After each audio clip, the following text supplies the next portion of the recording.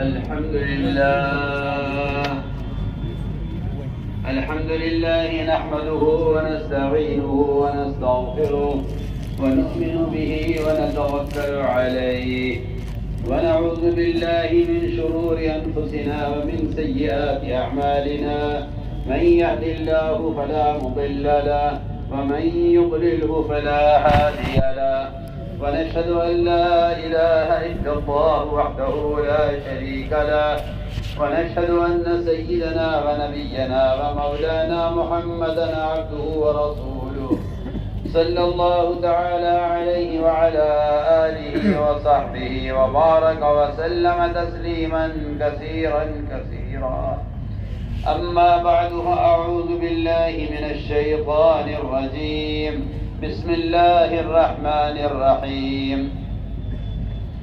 ألف لام ميم. أحسب الناس أن يتركوا أن يقولوا آمنا وهم لا يفتنون. وقال الله سبحانه وتعالى قالت الأعراب آمنا قل لم تؤمنوا ولكن قولوا أسلمنا. وقال الله سبحانه وتعالى كنتم خير أمة أخرجت للناس تأمرون بالمعروف وتنهون عن المنكر وتؤمنون بالله. وقال عليه الصلاة والسلام من رأى منكم منكرا فليغيره بيده فإن لم يستطع فبلسانه فإن لم يستطع فبقلبه وذلك أضعف الإيمان. وقال عليه الصلاة والسلام لا يؤمن أحدكم حتى يكون هواه تبعا لما جئت به. وقال عليه الصلاة والسلام من قال لا إله إلا الله مخلصا دخل الجنة. قيل وما إخلاصها؟ قال أن تحجزه عن محارم الله. وقال عليه الصلاة والسلام المؤمنون هينون لينون كالجمل الآنف إن قيد إن قاد وإن أنيق على صخرة استناق أو كما قال عليه الصلاة والسلام. میرے انتہائی پیارے محترم دوستوں بزرگوں عزیزوں، دین کی بات کے سننے کے اللہ نے قرآن میں کچھ شرائط متعین کی. اگر وہ شرط سننے والے پوری کرتے ہیں تو اللہ کی طرف سے ہدایت کا وعدہ ہے، اور اگر بات کے سننے والے اللہ کی طرف سے لگائی ہوئی شرطیں پوری نہیں کرتے تو اللہ کی طرف سے ہدایت کا وعدہ نہیں. دو قسمیں ہیں سننے والوں کی. ایک قسم وہ ہے جن کے کان سنتے ہیں دل نہیں سنتے. ایک قسم وہ ہے جن کے کان سنتے ہیں اور بات دلوں تک پہنچتی ہے. جن کے کان سنتے ہیں دل نہیں سنتے، اللہ نے فرمایا ہے کہ وہ بہرے ہیں اور ان کو بات سنائی نہیں دیتی ہے. اس لیے کہ بات کا سننا قرآن میں سننا نہیں کہتے، اس بات پر عمل کرنے کو قرآن نے سننا کہا ہے. جو عمل نہیں کر رہے ہیں انہوں نے بات نہیں سنی. جو عمل نہ کرے اس نے بات نہیں سنی ہے. اللہ نے قرآن میں سننے والا ان کو فرمایا ہے. جو بات کو سن کر اس پر عمل کریں وہ سننے والے ہیں، اور جو بات کو سن کر عمل نہ کریں قرآن نے ان کو جگہ جگہ بہرا بھی کہا ہے، اندھا بھی کہا ہے. اللہ حفاظت فرمائے. اس لیے میں نے عرض کیا ہے کہ قرآن نے سننے کی کچھ شرائط پیش دی کہ کون ہے سننے والے. فرمایا الذین یستمعون القول، جو بات کو دھیان کے ساتھ سنتے ہیں، اس پر کان لگاتے ہیں اور طالب بن کر سنتے ہیں، وہ ان کے اندر عمل کی استعداد پیدا ہوتی ہے. وہ اچھی اچھی باتوں پر عمل کر کے دکھلاتے ہیں. اولئک الذین ھداھم اللہ، یہ ہیں وہ لوگ جن کو اللہ تعالی نے ہدایت دے دی ہے، اور یہی لوگ عقل مند کہلاتے ہیں. اس لیے مجھے عرض کرنا ہے آپ سب سے کہ آپ حضرات سن رہے یا نہیں سن رہے؟ آپ حضرات سن رہے یا نہیں سن رہے؟ اس کا اندازہ، اس کا فیصلہ تو میں آپ کو دے کر دوں گا. اگر آپ متوجہ ہیں بات کی طرف تو آپ سن رہے ہیں، اور اگر آپ کسی اور کام میں لگے تو آپ متوجہ نہیں. اللہ کی ذات بہت مستغنی ہے. حدیث میں آتا ہے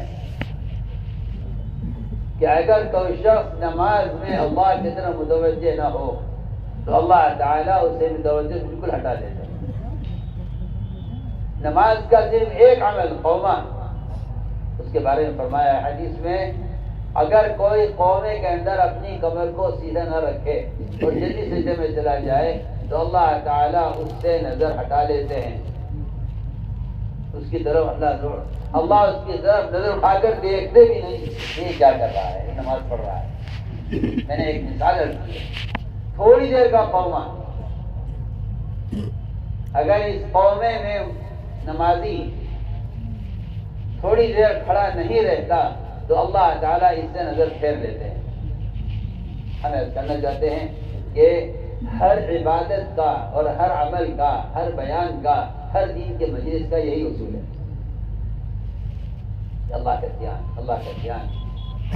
عبداللہ بن عمر رضی اللہ تعالیٰ عنہ کو طواف کے دوران ایک صاحب نے اپنی بیٹی سے شادی کا بیان دیا. میں آپ کو بتاؤں تو صحیح عمل کسے کہتے ہیں. طواف کے دوران عبداللہ بن عمر رضی اللہ تعالیٰ عنہ کو ایک صاحب نے ان کی بیٹی سے شادی کا پیام دیا. ان کو سب غصہ آ گیا اور انہوں نے ان کی طرف دیکھا بھی نہیں، جواب بھی نہیں دیا. اس آدمی کو برا لگا کہ میں نے آپ کی بیٹی سے شادی کا پیام دیا اور آپ نے مجھ سے اعراض کر لیا، رخ پھیر لیا اور کوئی بات نہیں کی. وہ کہتے ہیں میں نے بھی قسم کھا لی ہے کہ مجھے اس آدمی سے اس موضوع پر کبھی کوئی بات نہیں کرنی ہے. کم سے کم ایک اشارہ کر دیتے، بعد میں ملاقات کے لیے کہہ دیتے، یا کہتے تھے ہم سوچ لیں گے، کچھ تو جواب دیتے. کیوں مجھے دیکھ کر منہ بنایا ہے اور مجھے دیکھ کر رخ پھیر لیا ہے اور میری بات کو سنا نہیں ہے. میں نے بھی طے کر لیا کہ میں آئندہ اس موضوع میں ان سے بات نہیں کروں. حج نمٹ گیا، مدینہ منورہ واپس گئے عبداللہ بن عمر. یہ صاحب بھی مدینہ پہنچے، وہاں کی نظر عبداللہ بن عمر کی نظر پڑی پر. فرمایا تم ہی تھے نا جنہوں نے اپنی میری بیٹی سے شادی کا بیان دیا تھا. میں آج بھی تیار ہوں، تم بھی تیار تھا.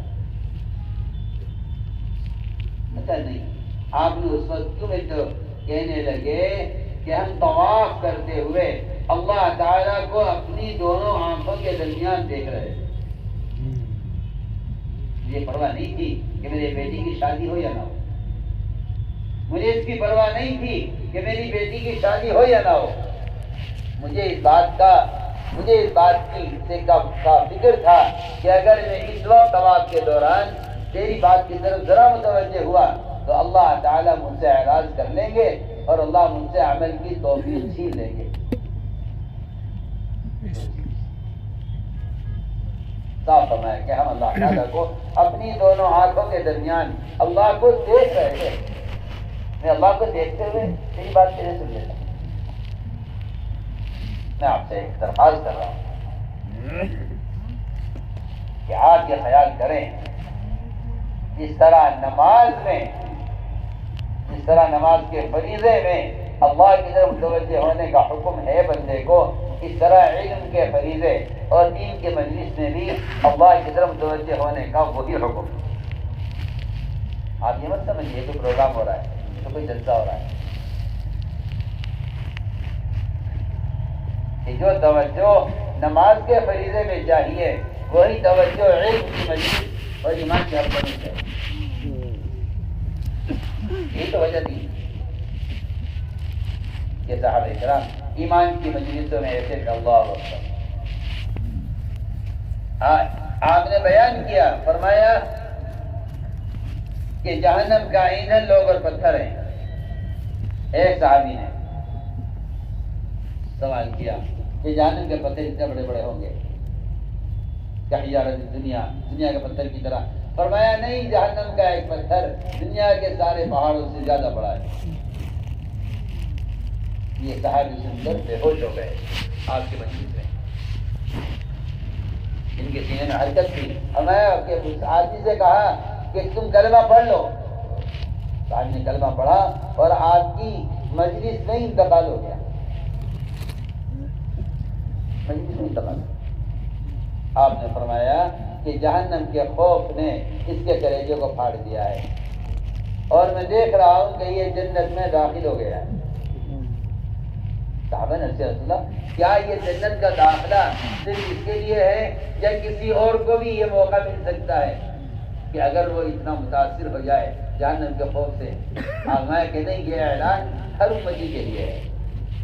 ذالک لمن خاف مقامی وخاف وعید. فرمایا کیا تمہیں قرآن نہیں پڑھا؟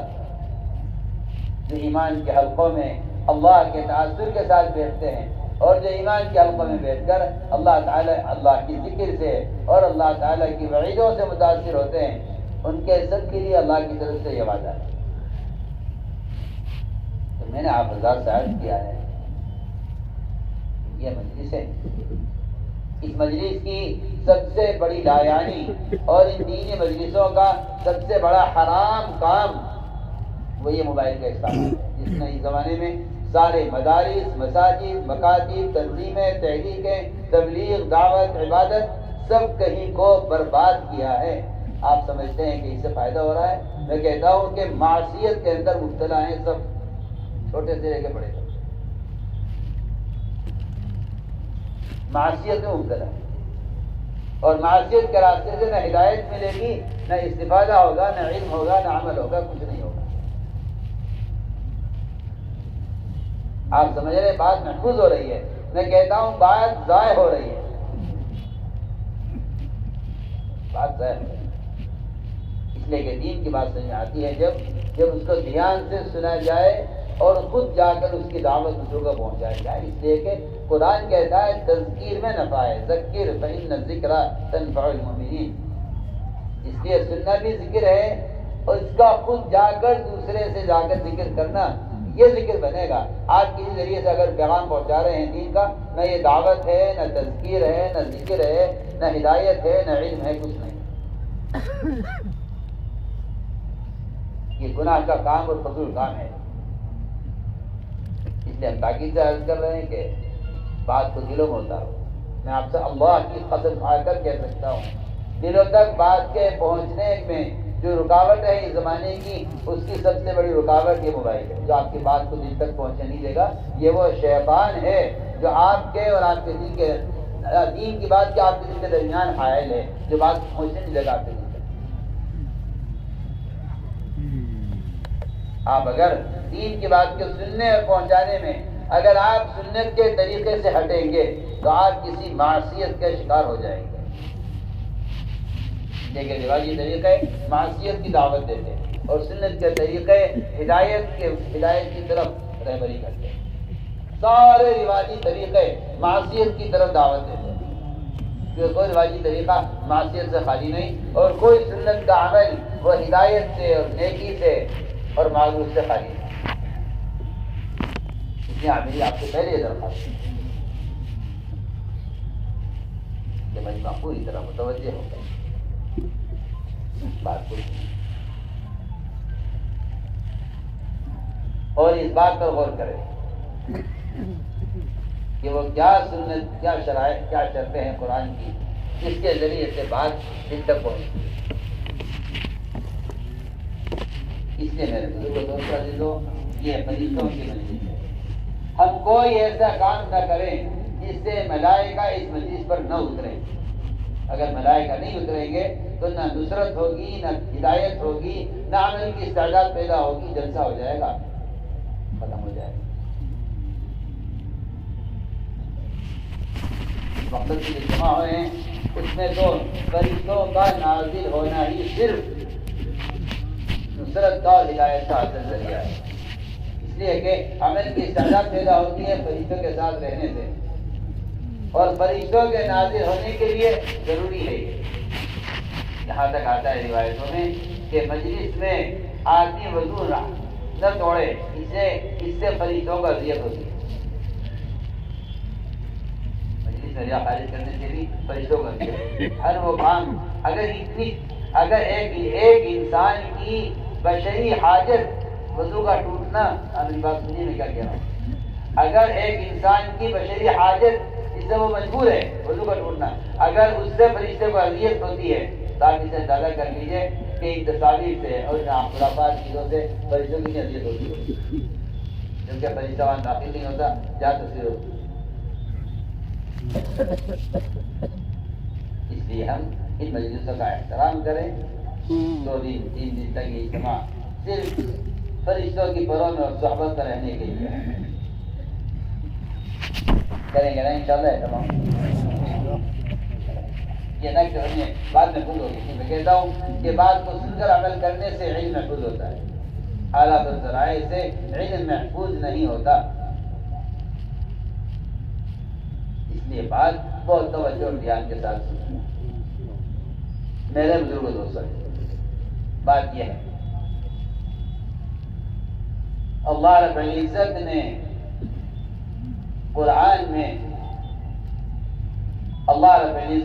قرآن میں ایمان کو جس طرح بیان کیا ہے، ہمیں ہر شخص کو چاہیے کہ وہ سب سے پہلے اپنے ایمان کو قرآن اور حدیث پر پیش کرے۔ ایمان کسے کہا گیا ہے؟ ایمان کسے کہا گیا ہے؟ سب سے پہلے قرآن کو پیش کرے ایمان کو کہ ایمان کسے کہا گیا ہے، مجھے جس ایمان کے بارے میں اللہ نے حکم دیا ہے اس ایمان کی حقیقت کیا ہے، اس ایمان کی حقیقت کیا ہے۔ اللہ نے فرمایا ہے قرآن میں آمینوا کما آمن الناس، کہیں فرمایا یا ایھا الذین آمنوا آمنوا، ایمان والو ایمان لاؤ، اور ایمان والو صحابہ کی طرح ایمان لاؤ۔ پہلے میں قرآن ذکر کروں گا کہ قرآن نے ایمان لانے کا حکم ایمان والوں کو دیا ہے، وہ کون سا ایمان ہے؟ کہ یہ ایمان بالغیب ہے، ایمان بالغیب ہے۔ یہ بات صاف ہے کہ اگر کوئی شخص اس کا مطالبہ بھی کرے کہ میں اللہ کو دیکھ لوں تو ایمان لے آؤں، اللہ کو دیکھنا تو بہت دور کی بات ہے، اللہ کے عذاب کو بھی دے کر ایمان لائے گا کہ اس کا ایمان اللہ کیا قبول نہیں دے گا اور کوئی نفع نہیں دے گا، کہ ایمان بالغیب ہوتا ہے۔ اگر آپ مشاہدے کی بنیاد پر جنت کو، دوزخ کو، نعوذ باللہ اللہ تعالیٰ کو دیکھ کر ماننے کا تقاضا کریں تو اللہ کی طرف سے عذاب اتنا جلدی اللہ کو دیکھنے کی کہ مطالبے پر عذاب آیا ہے۔ موسیٰ علیہ السلام دیکھا تھا قوم ارنا اللہ جہرۃ، ہمیں اللہ کا اطلاع دیجیے آپ تو ہم اللہ پر ایمان لے آئیں گے، اللہ دکھلا دیجیے ہمیں، ہم اللہ پر ایمان لے آئیں گے۔ ایمان بالغیب کی اہمیت یہ ہے، ایمان بالغیب کی اہمیت یہ ہے کہ اگر تم نے ایمان لانے کے لیے اللہ کو دیکھنے کا مطالبہ کیا تو تمہیں عذاب اور تم پر بجلی فوراً گرے گی اللہ کی طرف۔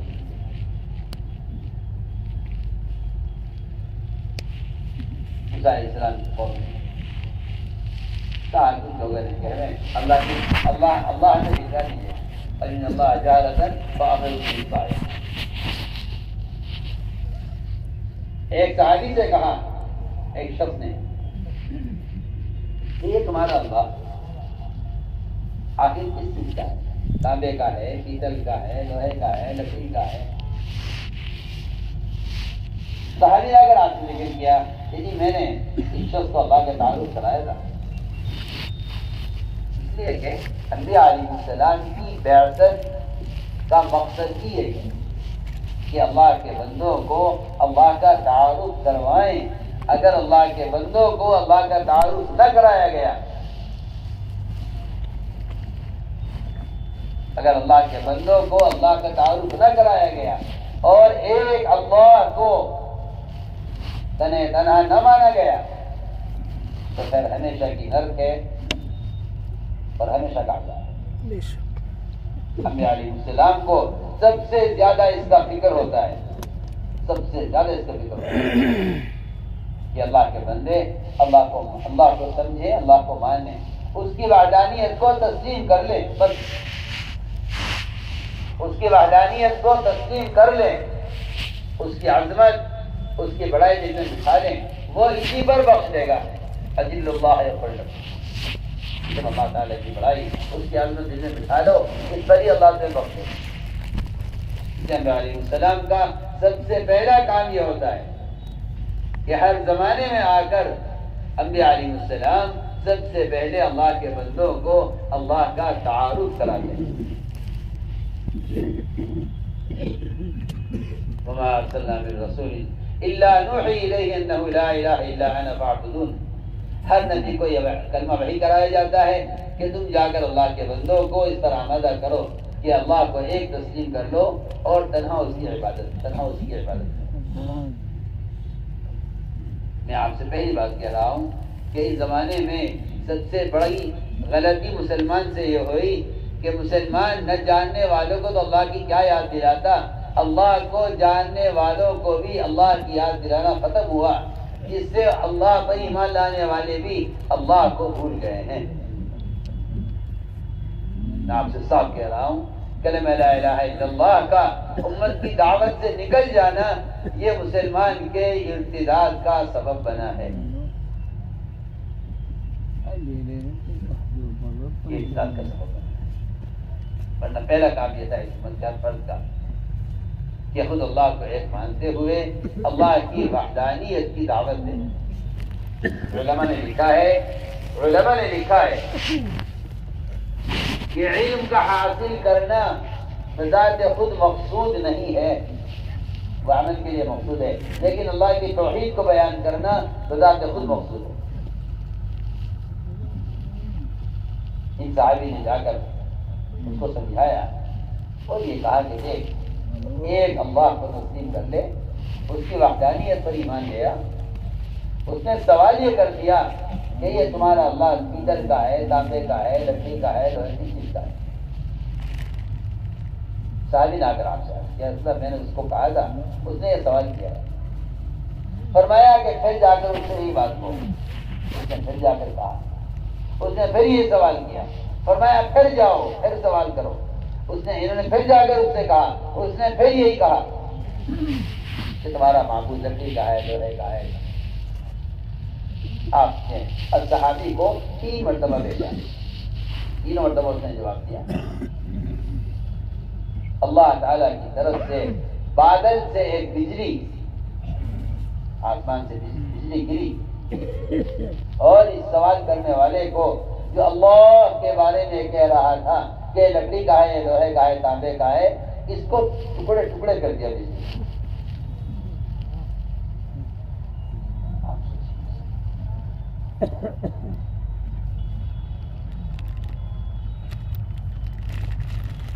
آپ سوچیے، قرآن پڑھیے تو پتہ چلے گا۔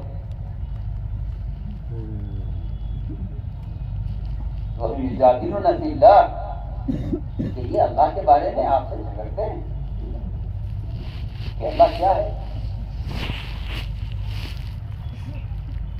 آپ سوچیے تو صحیح، قرآن کیسا، اس ساری بات کا قرآن نے کیسا نقشہ کھینچا ہے۔ اللہ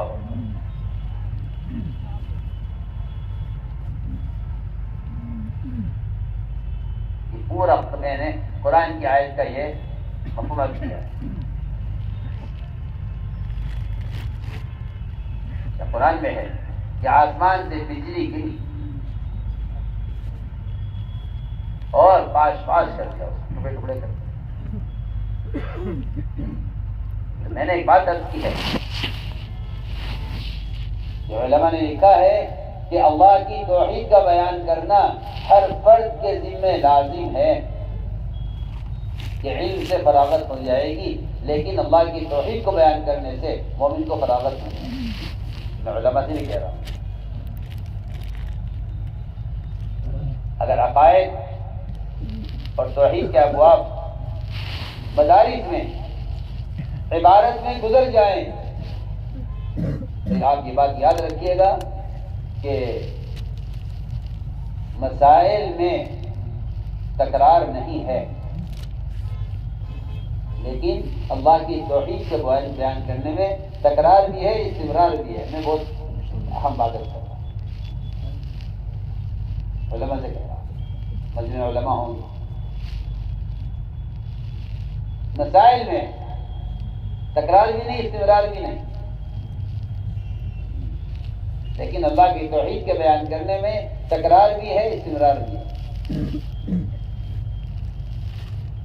کیونکہ اللہ کی توحید کا بیان کرنا بالذات مقصود ہے، احکام کا علم بالذات مقصود نہیں ہے، احکام کا علم عمل کے لیے مقصود ہے۔ آپ نے نماز کا طریقہ معلوم کر لیا، آپ نماز پڑھی ہے، آپ نماز شریف سے فارغ ہو گئے۔ آپ نے زکوٰۃ کا طریقہ معلوم کر لیا، آپ سال کے سال اپنے مال کی مقدار دیکھیے، اس کے حساب سے زکوٰۃ دیجیے، آپ کو زکوٰۃ پڑھ کے آپ فارغ ہو گئے۔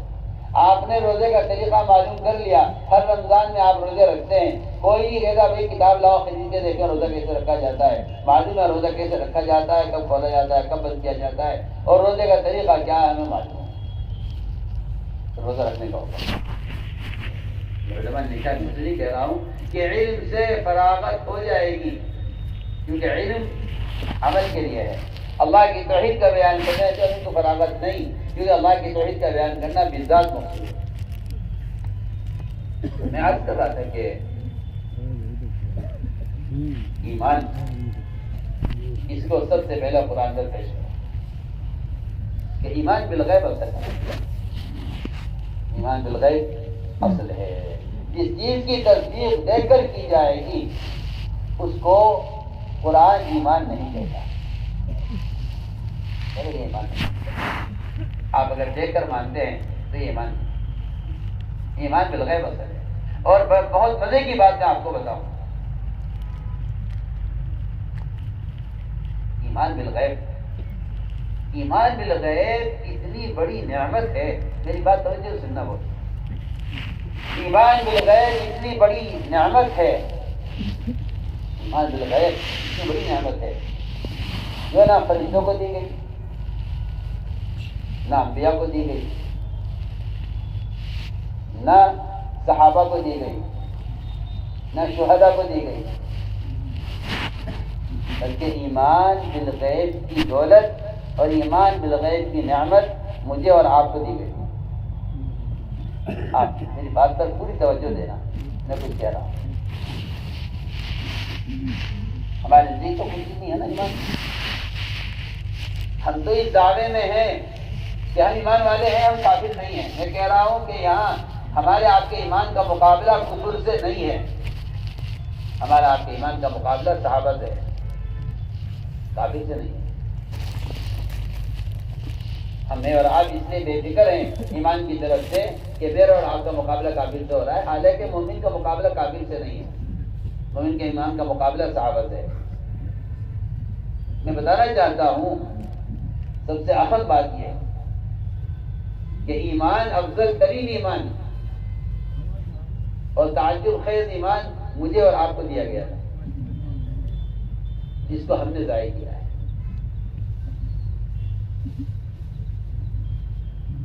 افضل ایمان، آپ میری بات پر توجہ دینا پوری، مجھے اور آپ، میرے اور آپ کے نصیب میں آیا تھا سب سے افضل ایمان، وہ نہ انبیاء کے پاس تھا، نہ ملائکہ کے پاس تھا، نہ صحابہ کے پاس تھا، نہ شہداء کے پاس۔ آپ کو میری بات پر حیرت ہو رہی ہوگی، لیکن میں صحیح حدیث بیان کر رہا ہوں۔ میں یہ بات اس لیے کہہ رہا ہوں تاکہ ہم میں سے ہر آدمی کو قدر تو ہو کہ میں نے کس چیز کو ضائع کیا ہے اور میں نے کس اہم چیز کو اہمیت نہیں دی، ہمیں پتہ تو چلے۔ مولانا صاحب نے فرمانا کہ میں اس کام کا کوئی نام رکھتا تو اس کا نام تحریک ایمان رکھتا، یہ کوئی خامخواہی نہیں کہتی بات۔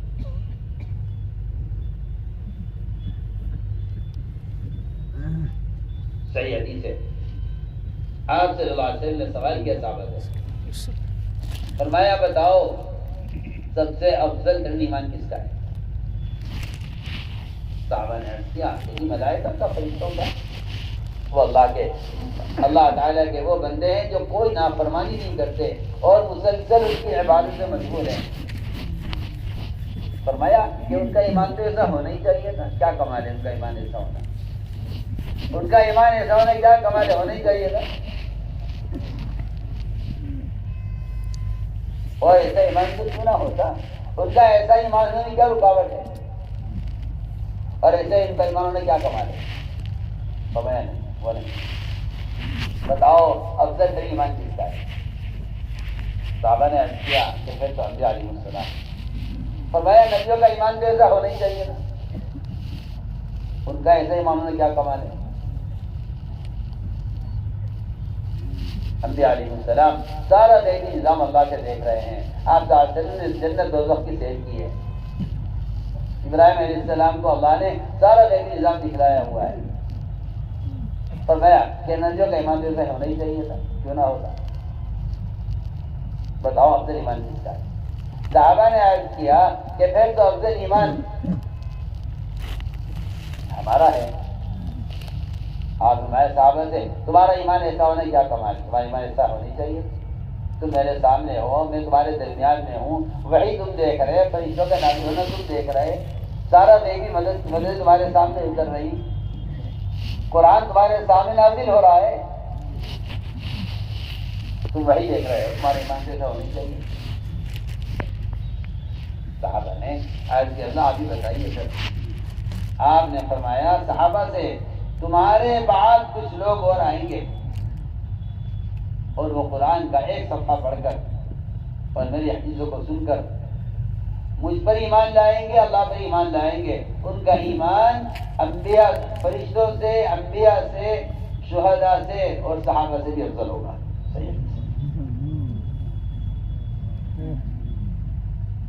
اور میرے آپ کے نزدیک یہ کوئی چیز نہیں ہے، اور میں اس روایت کے سمجھتا ہوں کہ یہ نعمت عظمیٰ، یہ سب سے بڑی نعمت یہ دی گئی تھی مومن کو، اور دی گئی تھی مجھے اور آپ کو۔ تو میں نے یہ جو عرض کیا تھا کہ ایمان بالغیب اصل ہے، میں اس کو سمجھانے کے لیے عرض کر رہا ہوں کہ ان سب کا ایمان مشاہدے کے ساتھ ہے۔ بے شک صحابہ کا ایمان ایسا ایمان ہے کہ اگر ساری کی ساری امت، پوری دنیا کے مسلمان، پوری دنیا کے انسان مسلمان ہو جائیں پکے سچے اور سب سے اعلیٰ عبادت کرنے والے، سب سے سارے گناہوں سے بچنے والے اور سب سے زیادہ متقی آدمی ہو جائیں، تب ایک ادنا صحابی کے قریب نہیں پہنچ سکتے۔ کوئی شک نہیں صحابہ کا مقام ہے، لیکن جہاں ایمان بالغیب کی بات آئی ہے وہاں یہ بات ہے کہ یہ قرآن اور حدیث کو سن کر اللہ پر ایمان لائے ہیں، ان کا ایمان سب سے افضل ترین ایمان ہے۔ میں عرض کر رہا تھا کہ اللہ رب العزت قرآن میں ایمان کو کے بارے میں فرمایا ہے کہ ہم اس کے ایمان کا امتحان لیں گے، ایمان کا امتحان لیں، ہم ان کے ایمان کا امتحان لیں۔ قرآن میں فرمایا ہے ہم ان کے ایمان کا امتحان لیں گے اور کسی کو بھی بغیر آزمائش کے چھوڑا نہیں جائے گا۔ تو یہ سمجھ رہے ہیں کہ ایمان لے آئے ہم بخشے جائیں گے، نہیں، ہم ان کے ایمان کا امتحان لیں۔ اللہ تعالیٰ نے نبی کی زبان پر ایسی باتیں جاری کی ہیں کہ جس کو میں ایمان مومن کا امتحان ہے کہ اس کو مانتے ہیں یا نہیں مانتے۔ اس لیے جو لوگ نبی کی خبر کو مشاہدے کی بنیاد پر اور نبی کے دعوے کی خبر کو عقل کی بنیاد پر تسلیم کرتے ہیں، وہ تو نعوذ باللہ ثم نعوذ باللہ شک کرتے اور انکار کر دیتے ہیں۔ میں اس کی ایک مثال عرض کرتا ہوں۔ آپ صلی اللہ علیہ وسلم کا سفر معراج ہوا، رات کے کسی ایک حصے میں، ایک مہینے کا سفر زمین کا بیت اللہ سے بیت المقدس اور وہاں سے سفر آسمان ہوگا، یہ رات کے کسی ایک حصے میں ہو گیا۔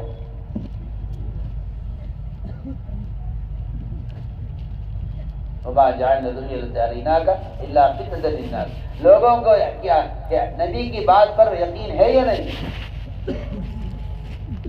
اس آزمائش کے لیے اللہ تعالیٰ نے آپ کو یہ صبر کروایا۔ لوگوں نے کہا یہ کیسے ہو سکتا ہے؟ 1 مہینے کا سفر تو یہاں سے بیت المقدس کا ہے، اور یہ رات کی حصے میں کیسے ہو گیا؟ سنیے آپ، کمزور ایمان والے مرتد ہو گئے، کہتے یہ بات سمجھ نہیں آ رہی ہے، کیونکہ ہماری عقل اس بات کو قبول نہیں کر رہی، تسلیم نہیں کر رہی۔ آپ وہ بات کہیے ہماری عقل میں آ سکے۔ آپ میری بات پر توجہ دیں۔ اگر نبی کی خبر امتی کی عقل کے مطابق ہو اور بات عقل میں آنے والی ہو تو پھر ایمان لانا کیا کمال ہے؟ پھر تو آپ جو ایمان لائے ہیں اپنی عقل کی بنیاد پر لائے۔ میں یہ بات کہنا چاہتا ہوں، آج جتنے بھی احکام شریعت کے ہیں، ان شریعت کے احکام میں مسلمان اپنی ٹانگ اس لیے اڑا رہا ہے اور تحریف قرآن میں اور احکام میں اور انکار اس لیے کر رہا ہے کہ اللہ کے احکام کو عقل کی بنیاد پر لے رہا ہے۔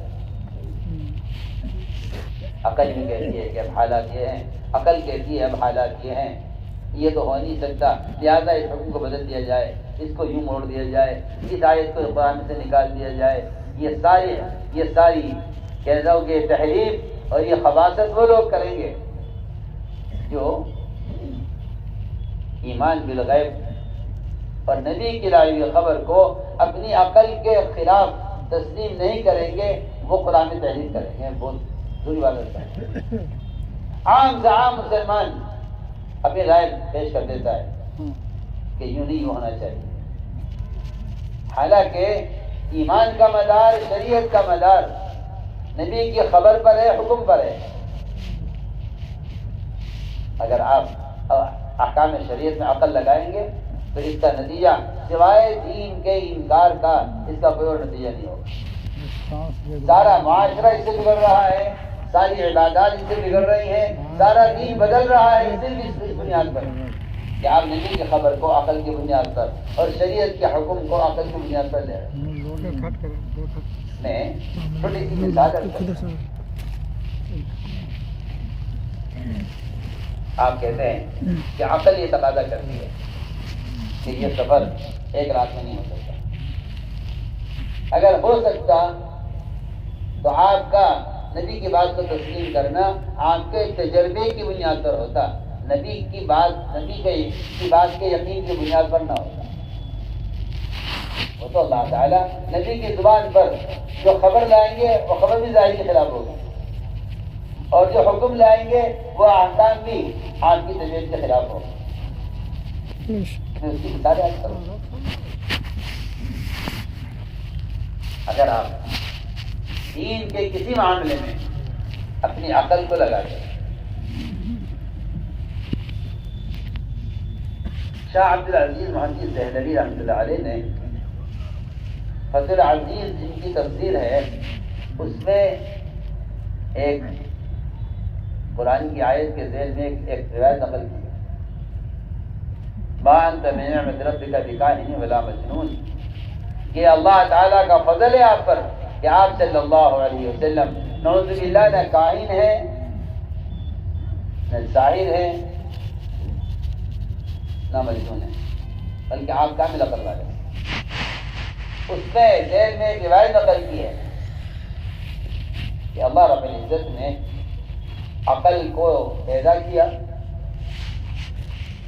اور عقل کے پیدا کر کے اللہ نے اس کے 100 حصے کیے، ایک حصہ 100واں حصہ عقل کا ساری مخلوق پر تقسیم ہوا ہے۔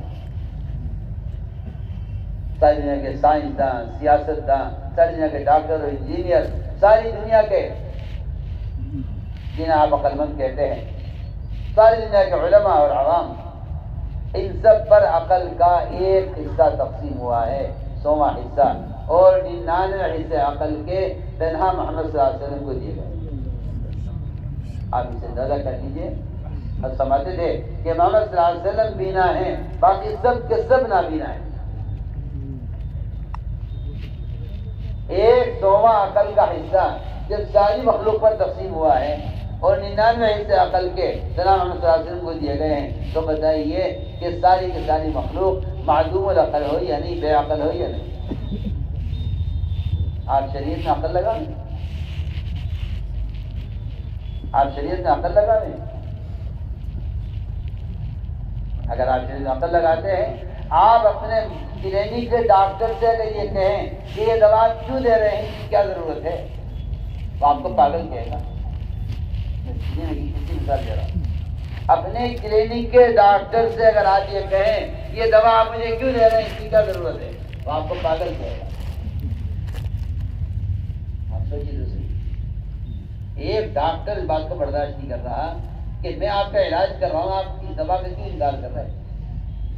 تو اللہ رب العزت اب بندے کو احکام دے اور مسلمان یہ کہے کہ اس حکم کی کیا ضرورت ہے، اس عمل کی کیا ضرورت ہے۔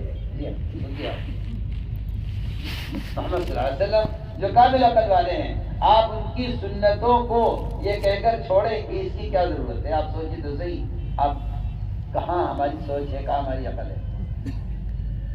جبکہ آپ کے بات معلوم ہو گئی کہ آپ کو عقل کے کا 100واں حصہ تقسیم ہو کر آپ کے حصے میں اس عقل کا کون سا ذرہ آیا ہوگا، کیا آپ سوچیے تو صحیح۔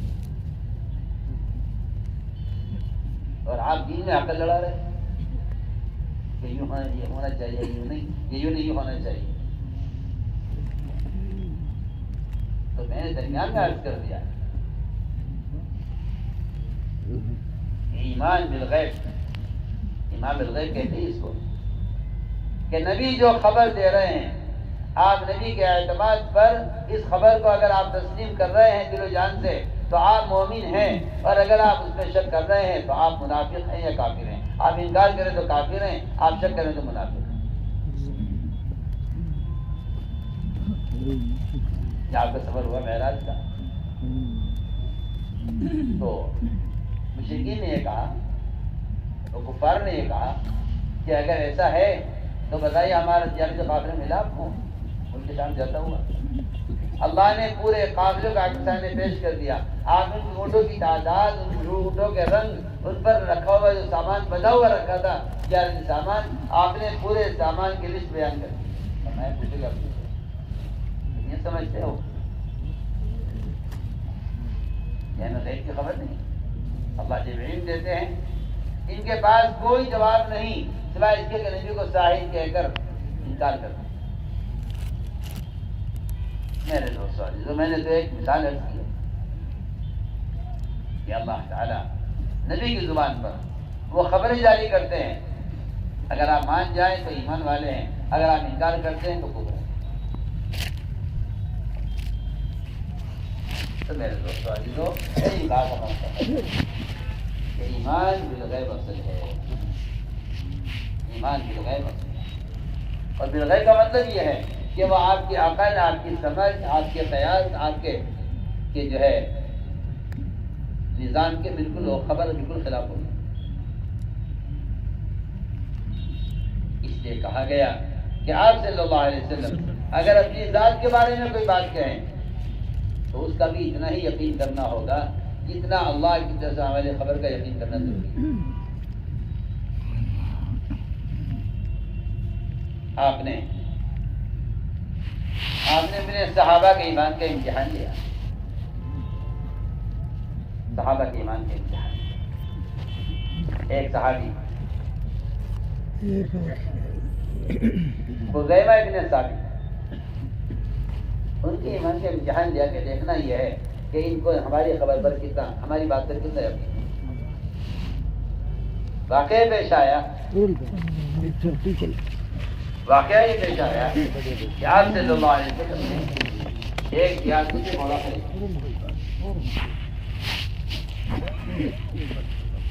اس سے معاملہ ہو گیا، قیمت طے ہو گئی۔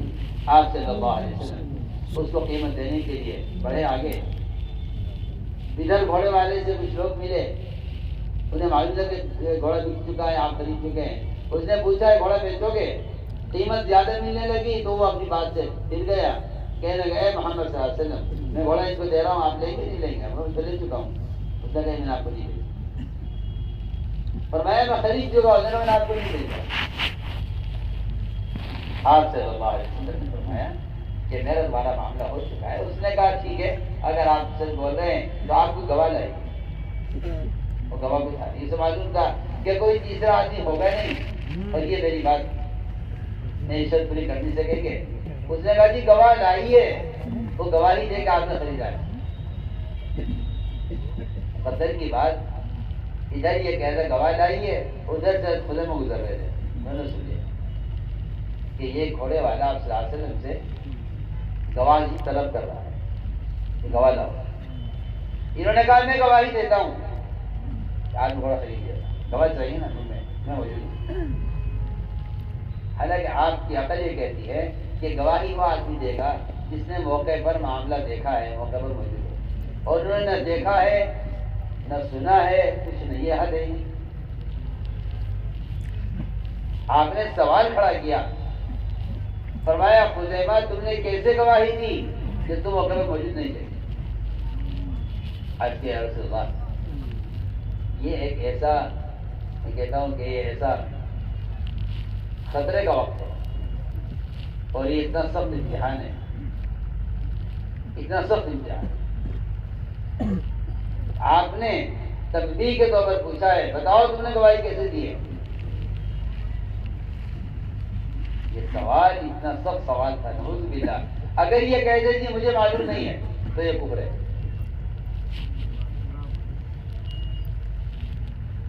اس کا مطلب یہ ہے کہ آپ کو نبی کے ذاتی معاملات میں بھی اگر کوئی خبر نبی دے رہے ہیں تو اس میں آپ کو شک ہے.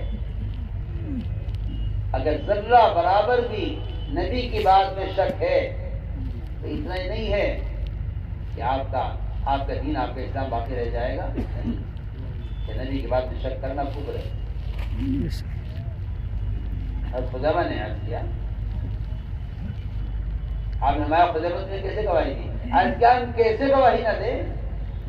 آپ نے ہمیں جنت کی خبر دی ہے, دوزخ کی خبر دی ہے, آپ نے عرش الکرسی اللہ کے وجود کی خبر دی ہے, آپ نے ملائکہ اور آپ نے عذاب قبر کی خبر دی ہے. ہم نے تو کچھ بھی نہیں دیکھا, ہم تو تمام چیزوں کو صرف آپ کے کہنے کی وجہ سے مانتے ہیں. تو پھر جو ذات اتنی بڑی چیزوں کے بارے میں جھوٹ نہیں کہہ سکتی, وہ ایک بڑے کے بارے میں کیا غلط ہے؟ میں مانتا ہوں جانوں گا, اور میں آنکھ کے دیکھے ہوئے سے زیادہ گواہی دے سکتا ہوں. میری آنکھ غلط دیکھ سکتی ہے مگر آپ کا فرمانا غلط نہیں ہو سکتا. آپ نے ان کی سچائی پر سند دی کو, فرمایا کہ خزیمہ اس بات کے بارے میں گواہی دیں, ان کی گواہی دو کے برابر مانی جائے. یہ اتنے سچے آدمی ہیں. میں مثال دے رہا ہوں ایمان بالغیب. میرا عزیز دوستو بزرگو, سب سے پہلی بات یہ ہے کہ ایمان بالغیب عقل ہے. یہ نبی کی خبر ظاہر کے خلاف ہوگی, نبی کی خبر ظاہر کے خلاف ہوگی. نبی جو خبر دیں گے وہ خبر عقل کے بالکل خلاف ہوگی,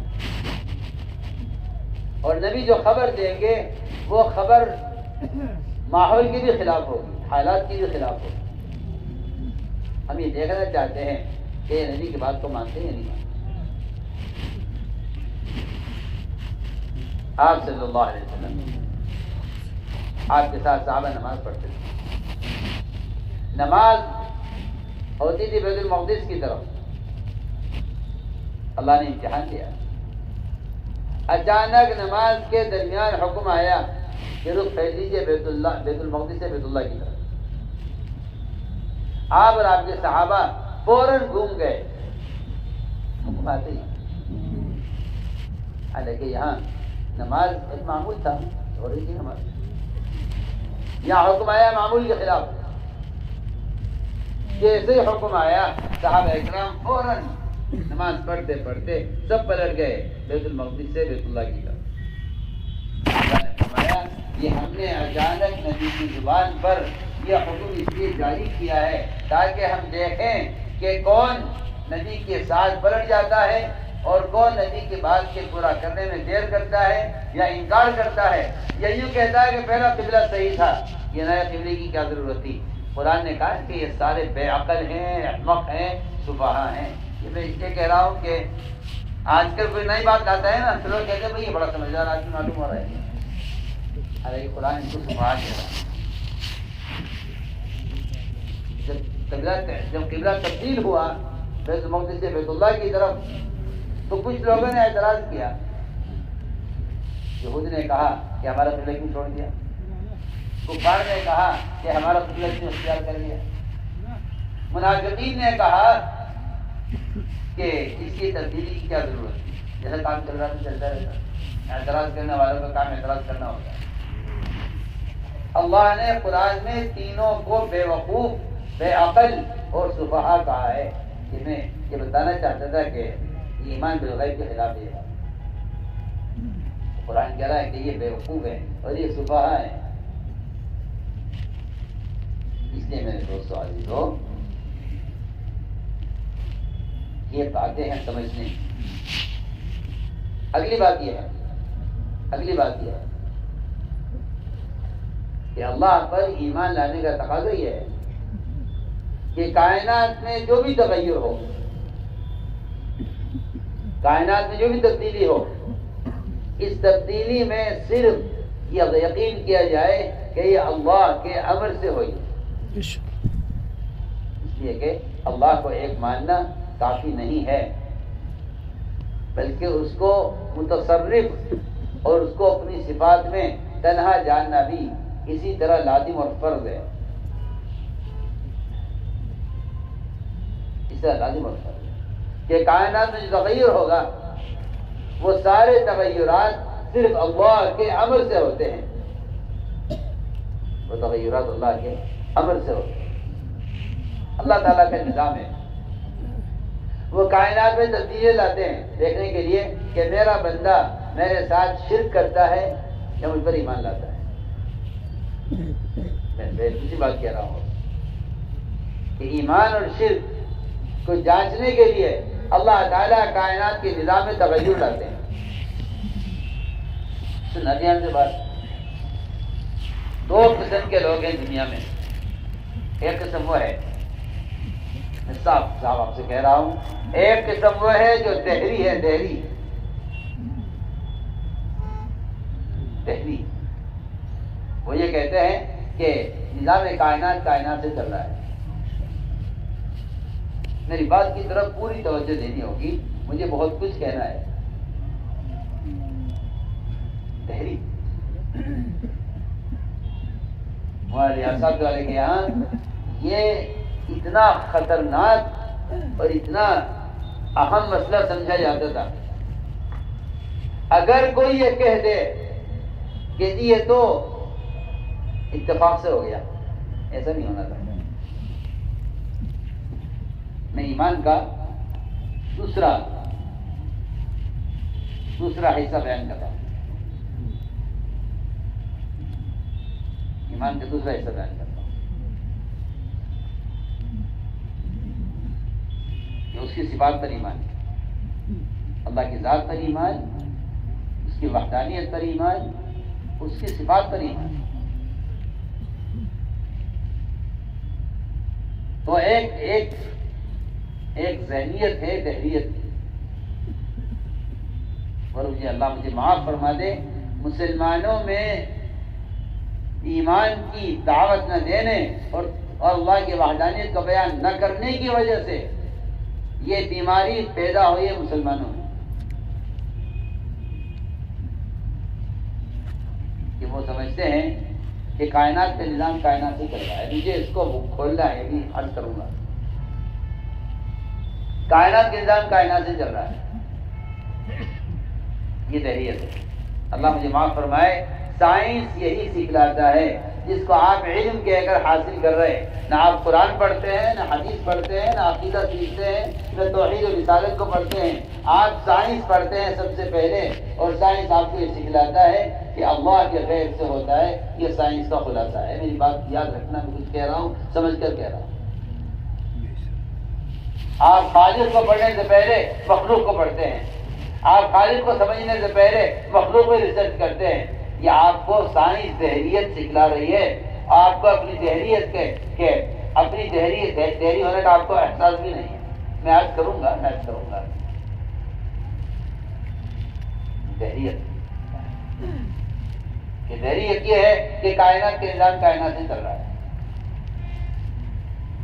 ایمان بالکل اس کے خلاف ہے. ایمان بالکل اس کے خلاف ہے. میں آج خدا کی قسم کھا کر کہتا ہوں ایمان صرف یہ ہے، ایمان صرف یہ ہے جتنا انتظار اسرافیل کو سور پھونکنے میں سارے کائنات اس کی شکلوں کو تباہ کرنے کے واسطے جتنا انتظار اسرافیل کو سور پھونکنے میں اللہ کے امر کا ہے، اتنا ہی انتظار ایک درخت سے پتے کے گرنے میں اسے اللہ کے امر کا انتظار ہے. اور زیورات، یہ عقیدہ، یہ سبق، خدا کی قسم سب بھول چکے ہیں، سب بھول چکے ہیں. میں کچھ کہہ رہا ہوں، پھر سے کہہ رہا ہوں آپ سب بھول چکے ہیں. سائنس یہ کہہ رہی ہے کہ یہ پتا بھی سوکھا نہیں ہے، سوکھے گا تب گرے گا. نہیں، آپ ذرا عقل تو لگائیے، سوچیے تو صحیح. آپ درخت کی جڑ میں سے پانی جاتا ہے، نیچے کے پتے سب سوکھ کر گر چکے ہیں، چوٹی پر ایک پتا لٹکا ہوا ہے. آپ بتائیے درخت کی تری اس کی جڑ میں ہوتی ہے یا اس کی آخری ٹہنی پر ہوتی ہے، اوپر چوٹی پر؟ بتائیے. آپ دیکھیں گے بعض درختوں کو، وہ سارے درخت پتوں سے ننگے ہو گئے، لیکن آپ کو نظر آئے گا کہ اس درخت کی چوٹی پر بالکل آخری جو شاخ اوپر اٹھی ہوئی ہے بلندی پر، وہاں ایک پتا لٹکا ہوا ہے. ادھر یہ جہالت ہے کہ سائنس یہ کہہ رہی ہے کہ نہیں، یہ ابھی سوکھا نہیں ہے، یہ سوکھ جائے گا تو گر جائے گا. ہوا چل رہی ہے، ہوا کے جھکڑ چل رہے ہیں اوپر، یہ پتہ نہیں گرا. کیا وجہ کیا ہے؟ سائنس سکھلاتی ہے کہ یہ بھی سوکھا نہیں ہے. نہیں، میں کہتا ہوں کہ یہ کہنا کہ سائنس کہہ رہی ہے بھی سوکھا نہیں ہے، میں کہتا ہوں یہ کہ یہ تمہیں دہریت بنا لے، تمہیں دہری بنا لے گا. میں کہتا ہوں کہ یہ پتا اللہ کے امر کا منتظر ہے.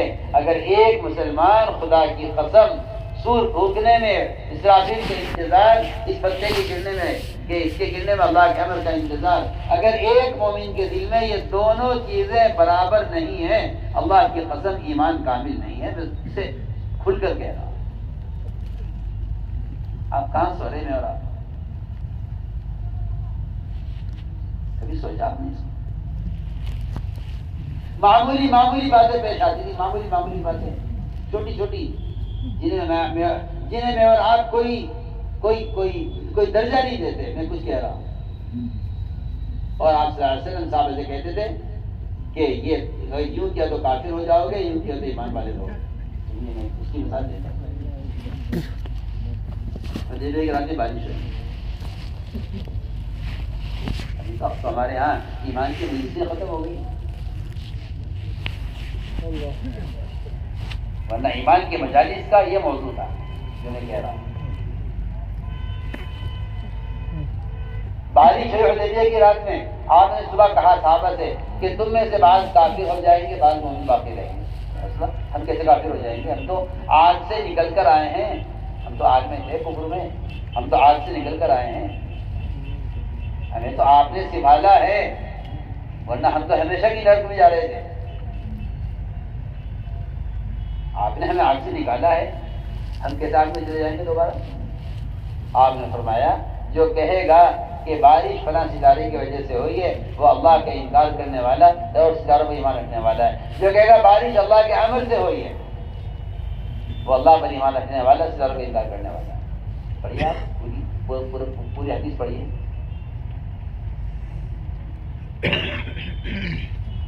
آپ کی عقل یہ کہتی ہے کہ کائنات کا نظام کائنات سے چل رہا ہے، اس کو دہریت کہتے ہیں. سائنس یہی سکھلاتی ہے. نبی دعوت لے کر آئیں کہ نہیں، کائنات میں جو ذرہ حرکت کرتا ہے اللہ کے امر سے کرتا ہے. مومن اس کو تسلیم نہیں کر سکتا کہ یہ خود بخود ہو گیا. میں یہ کہنا چاہتا تھا کہ کوئی چیز اتفاق سے ہونا دہریت ہے اور اللہ سے ہونا ایمان ہے. یہ فرق ہے دہریت کا اور ایمان.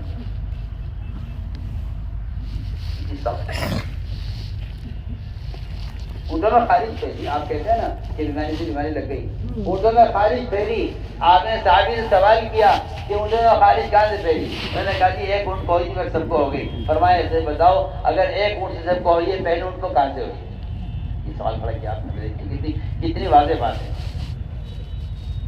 یہ تو آپ یہ کہیے کہ اللہ سے نہیں ہوتا, اور اگر آپ کہتے ہیں کہ اللہ سے ہوتا ہے تو ہر ایک اونٹ کی خارش اللہ کے امر سے ہے. ہر اونٹ کی خارش اللہ کے امر سے ہے. نہیں آپ سے فوراً پکڑا. اچھا تمہارا یہ خیال ہے. چاند گرہن ہوتے ہیں, سورج گرہن ہوتے ہیں, مجھے سائنسدانوں سے وہ آپ کو جھوٹی کہانیاں سنانے کے, اور آپ کہیں گے ٹھیک ہے یہ تو ایسا تو اتفاق سے ہو جاتا ہے, اگر یہ اس طرح مقابل آ جائے اور چاند یہاں آ جائے سورج وہاں آ جائے تو یوں ہو جاتا ہے.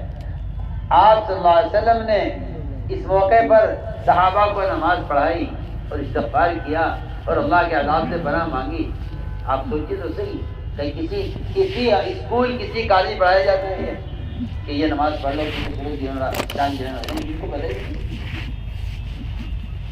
زمین میں زلزلے کیوں آتے ہیں سائنسدانوں سے پوچھو گے تو جھوٹی کہانیاں سنائیں گے.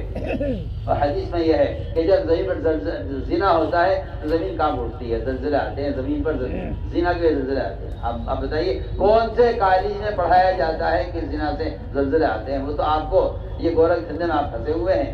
اللہ غیر رحمت کرے. علامہ اقبال کو 2 لفظوں میں کافر اور مومن کا فرق بیان کر دیا. 2 لفظ کہ جو انسان سورج ستاروں میں گم ہیں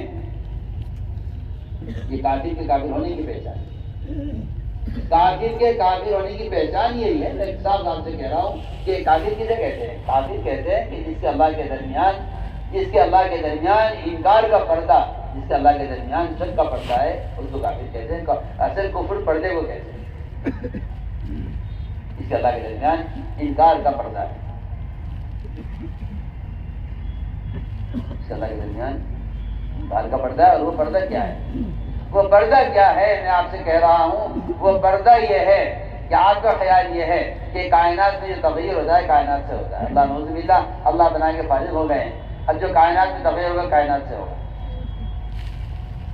حالانکہ کائنات کا تغیر کائنات سے نہیں ہوتا. کائنات کا تغیر براہ راست خالق کائنات کے امر سے ہوتا ہے. ورنہ یہ عقیدہ رکھنا اور یہ خیال کرنا کہ اگر یہ نہ ہوتا تو یہ نہ ہوتا, یوں ہوگا تو یوں ہوگا. حضرت علی فرماتے رضی اللہ تعالیٰ عنہ, جو آدمی اپنی زبان سے یوں کہے کہ اگر میں یوں کرتا تو یوں ہوتا اور اگر میں یوں نہ کرتا تو یوں نہ ہوتا, فرمایا کہ یہ اپنی زبان پر آگ کا انگارہ رکھ کر اپنی زبان کو جلا کر خاک کر لی. یہ بہتر ہے یہ کہنے سے کہ اگر یوں کرتا تو یوں ہو جاتا. اتنی سخت بات ہے یہ کہ فرما رہے ہیں کہ اس کو چاہیے کہ اپنی زبان پر انگارہ رکھ کر زبان کو جلا کر خاک کر دے. اگر زبان سے ایک گندی پسند نہیں ہو جائے میرا دل تو سب یہ ایمان کا ایک حصہ یہ ہے کہ کائنات میں جو بھی تغیر ہے براہ راست اللہ کے امر سے ہے. براہ راست اللہ کے امر سے. سائنس والے بتائیں گے آپ کو بارش ہوگی یا نہیں ہوگی. آپ پوچھیں گے ان سے بتائیے بارش ہوگی, یہ کہیں گے بارش ہوگی تو آپ کہیں گے بارش ہے, اور کہیں گے بارش نہیں ہے کہیں گے بارش نہیں ہے. میں کہتا ہوں کہ کائنات اس رخ سے سوچنے والے اللہ سے بدگمان ہو جائیں گے. ہم تھے حج میں ایک سال,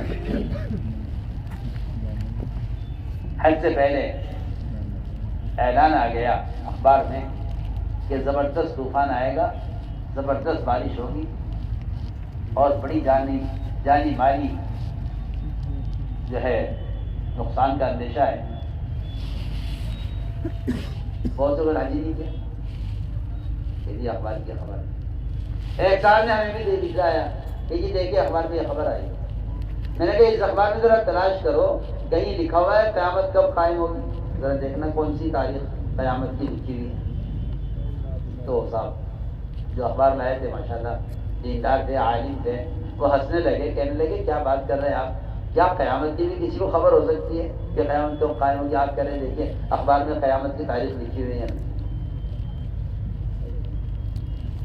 مجھ سے کہنے لگے کہ آپ کیا بات کر رہے ہیں. میں نے کہا مجھے آپ پر حیرت ہے، آپ کیا بات کر رہے ہیں؟ آپ کہہ رہے ہیں اخبار کی خبر ہے بارش ہوگی. میں آپ سے پوچھ رہا ہوں اخبار میں تلاش کرو قیامت کس دن قائم ہوگی. اگر اخبار میں یہ لکھا ہوا ہے کہ بارش کب ہوگی تو قرآن میں یہ دونوں چیزیں صاف لکھی ہوئی ہیں کہ اللہ کا غیر نہیں جانتا کہ بارش کب برسے گی، قیامت کب قائم. یہ دونوں چیزیں صاف لکھی ہوئی. ان اللہ عند علم الساعہ ونزول الغیث. اللہ کا غیر نہیں جانتا قیامت کب قائم ہوگی، اللہ کا غیر نہیں جانتا بارش کب برسے گی. میں نے کہا دونوں باتیں قرآن میں ساتھ جڑی ہوئی ہیں. میں آپ سے پوچھ رہا ہوں کہ نہیں یہ خبر نہیں کہ قیامت کب قائم ہوگی تو نہیں کیسے خبر ہے کہ بارش کب ہوگی؟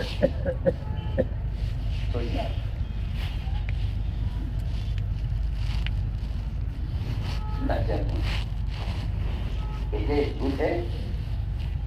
جو یہ کہے گا بارش ہوگی وہ اللہ سے بارش رکوا نہیں سکتا. جو یہ کہتا ہے بارش نہیں ہوگی وہ اللہ سے بارش کروا نہیں سکتا.